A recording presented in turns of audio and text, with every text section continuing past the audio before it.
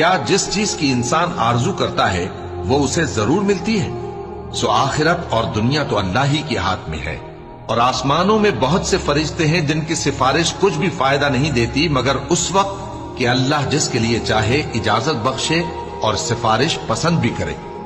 جو لوگ آخرت پر ایمان نہیں لاتے وہ فرشتوں کو لڑکیوں کے نام سے موسوم کرتے ہیں، حالانکہ ان کو اس کی کچھ خبر نہیں۔ وہ صرف خیال و گمان پر چلتے ہیں، جبکہ خیال و گمان حق کے مقابلے میں کچھ کام نہیں آتا۔ تو جو ہماری یاد سے روگردانی کرے اور صرف دنیا ہی کی زندگی کا خواہاں ہو، اس سے تم بھی منہ پھیر لو۔ ان کے علم کی یہی انتہا ہے۔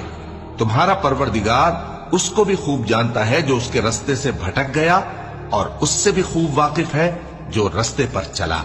اور جو کچھ آسمانوں میں ہے اور جو کچھ زمین میں ہے سب اللہ ہی کا ہے، اور اس نے خلقت کو اس لیے پیدا کیا ہے کہ جن لوگوں نے برے کام کیے ان کو ان کے اعمال کا بدلہ دے۔